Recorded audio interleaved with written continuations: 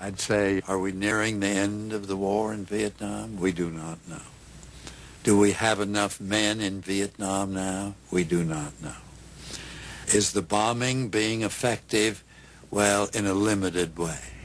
I got down finally when I said, now, what is the plan for victory in Vietnam? You know what? We didn't have any. Make no mistake about it. I don't want a man in here to go back home thinking otherwise.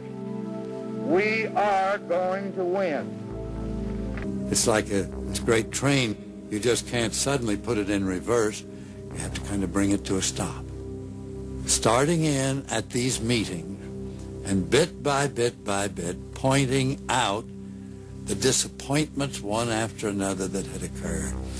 The reports that we were prevailing when it turned out that we weren't. Each time hacking away. By that time, maybe we'd lost 20,000 men out there. Had spent tens of billions of dollars of our country's treasure. It's almost beyond human capacity at that time to say, we've been wrong.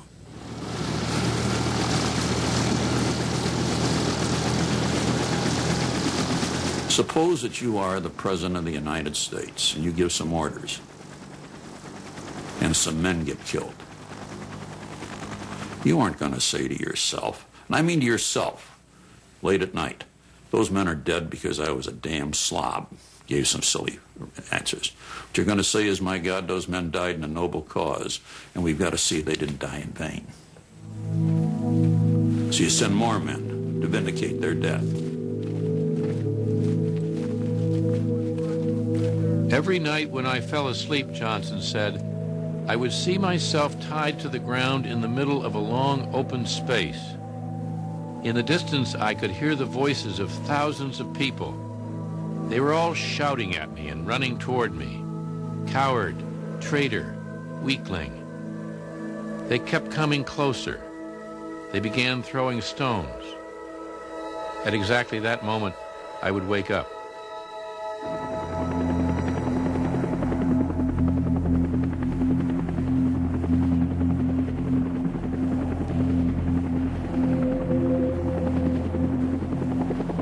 Around midnight, 1 o'clock, 2 o'clock, the casualty reports would start coming in.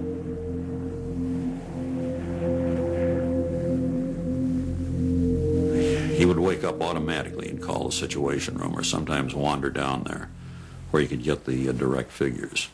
And the men became haunted by it.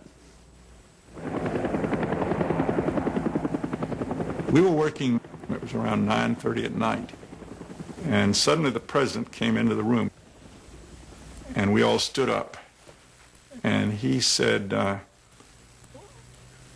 very strange thing. He said, "Where are you sitting?" Well, he had never asked that question before. He would sit down in any chair that he wanted to, and we would we would reseat ourselves to accommodate where he was sitting. But we found a seat for him, and he sat down, and he just looked like sunk. And he said, "I don't know what to do. If I put in more boys, there'll be more killing. If I take out boys, there'll be more killing. Anything I do, there's going to be more killing." And he just sat there, and then he got up and left.